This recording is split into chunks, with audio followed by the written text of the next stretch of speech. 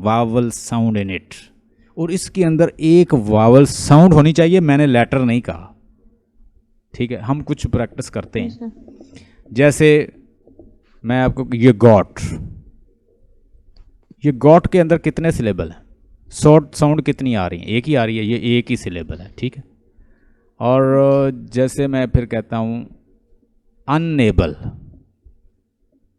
Unable के अंदर कितने सिलेबल हैं, अन एक साउंड ये बन गई, एबल, अनएबल दो सिलेबल है, ये दो सिलेबल है। ठीक है, उसके बाद ब्यूटीफुल, ब्यूटीफुल, चलें हम फाइंड करते हैं इसके अंदर सिलेबल कितने।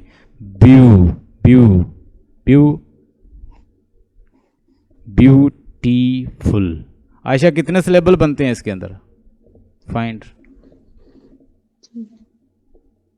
How many syllables you find in a beauty,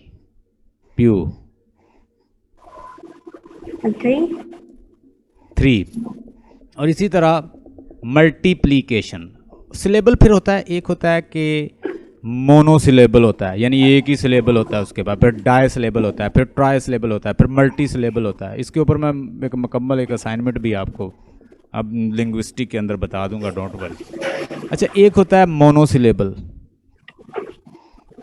ठीक है, एक होता है डाई सिलेबल यानी दो सिलेबल, एक होता है ट्राई सिलेबल तीन सिलेबल होते हैं, एक होता है मल्टी सिलेबल, क्योंकि काफ़ी सिलेबल अब हम करते हैं मल्टी सिलेबल। एक मल्टीप्लीकेशन,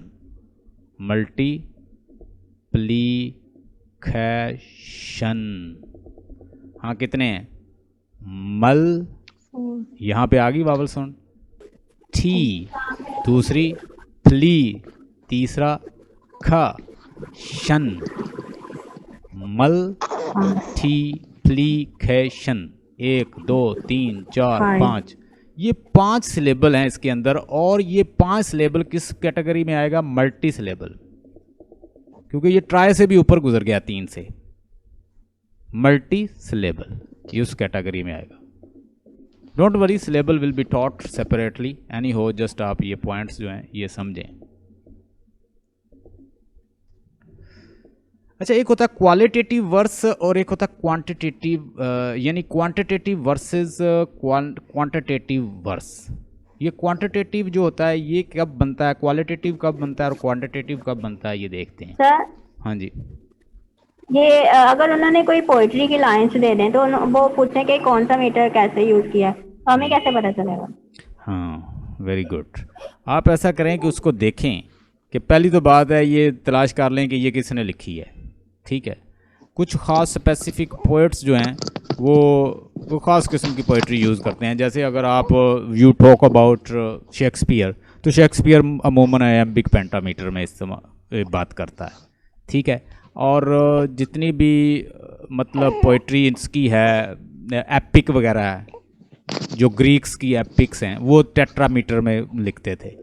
तो उनसे फिर 4 कोई स्पेसिफिक उनके पॉइंट्स हैं, वो मैं आपको बता दूंगा लेटर जब हम इसको डिस्कस करेंगे डिटेल में, कि ये जो राइटर हैं, रॉबर्ट फ्रॉस्ट हुआ, शेक्सपियर तो एम्बिक में बात करता है, एपिक जो है वो टेट्रा में लिखी जाती है। इस तरह आप इनको आपने देखना है। चूँकि हमारे लिए चूँकि हम इनके नेटिव स्पीकर नहीं हैं, तो रिदम क्रिएट करने के लिए या इन चीज़ों के लिए इंग्लिश स्पीकर खुद बड़े परेशान हैं।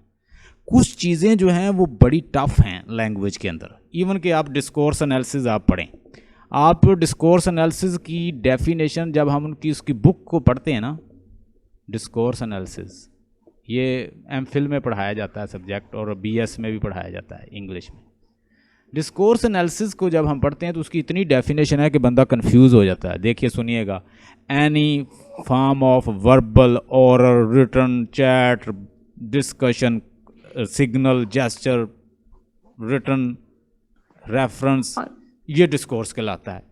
अब वो इतनी डेफिनेशन है, फिर डिस्कोर्स मतलब क्या, सेंटेंस से बियॉन्ड हो तो फिर डिस्कोर्स बनता है, सेंटेंस से बिलो हो तो उसे लिंग्विस्टिक वो कहते हैं, लिंग्विस्टिक डिस्कोर्स एनालिसिस कहते हैं जस्ट, क्योंकि वो लिंग्विस्टिक फीचर तक रहता है उसमें। फिर हम लिक्सिकल देखें, अगर सेंटेंस लेवल पे आप एनालिसिस कर रहे हैं तो वो कहते हैं फिर उसकी लिंग्विस्टिक लेवल पे देखते हैं उस डिस्कोर्स को, मतलब फिर आप लेक्सिकल लेवल देखते हैं उसके अंदर, ठीक है, उसके अंदर फिर डिक्शन को देखते हैं, उसके अंदर फिर स्ट्रेस को देखते हैं, इंटोनेशन को देखते हैं, इस तरह के जो फोनेटिक्स को देखते हैं।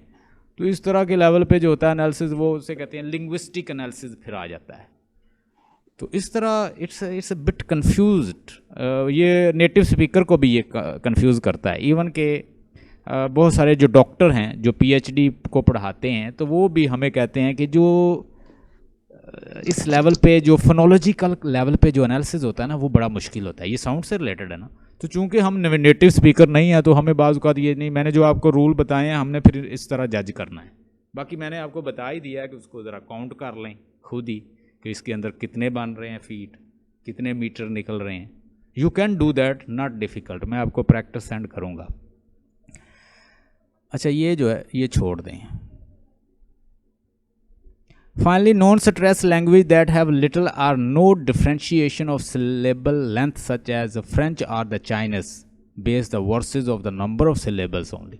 अच्छा, कुछ जो होती हैं वो किसको हम सिर्फ सिलेबल, उनके अंदर स्ट्रेस नहीं होता। कुछ लैंग्वेज जो है उनके अंदर क्या नहीं होता, स्ट्रेस नहीं होता। इंग्लिश जो है वो स्ट्रेस टाइम लैंग्वेज है और इसमें स्ट्रेस से मीनिंग चेंज होते हैं। मैं आपसे कहूँ कि मुझे आयशा मुझे कहे, मैं आयशा से कहूँ डू यू स्पीक इंग्लिश, तो वो आगे से मुझे कहे yes sir I can speak English. Do you speak English, totally meaning change कि आपको भी इंग्लिश आती है, ठीक है। I know you very well, I know you very well, I know you very well, तो मीनिंग आर टोटली चेंज्ड।